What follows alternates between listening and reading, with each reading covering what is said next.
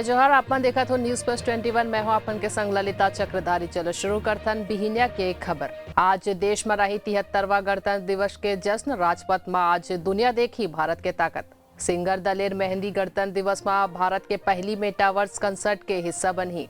छत्तीसगढ़ में 24 घंटे में प्रदेश में 23 मौत, 4,914 नवा संक्रमित मिलिस। नेपाल के राष्ट्रपति, प्रधानमंत्री और विदेश मंत्री भारत के 73वां गणतंत्र दिवस के दिन बधाई। यूपी के सीएम योगी आदित्यनाथ दिन 73वां गणतंत्र दिवस के शुभकामनाएं। गृह मंत्री अमित शाह यूपी के जाट नेता मन ले मिली चुनावी समीकरण पर हुई चर्चा।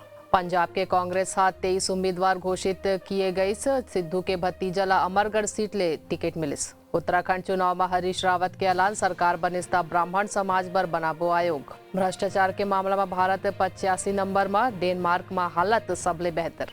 रायपुर में गणतंत्र दिवस के वजह ले होटल और लॉज में पुलिस के दबिश, कार और बाइक सवार के घलो होवा थे चेकिंग। ऐसा ही तमाम जानकारी ले लगातार अपडेट रहे बर हमारे चैनल ला लाइक और सब्सक्राइब करना जन भूलू। नोटिफिकेशन में बेल आइकन ला घलो दबाओ। देखत रहो न्यूज प्लस 21, आप मन के हक की बात।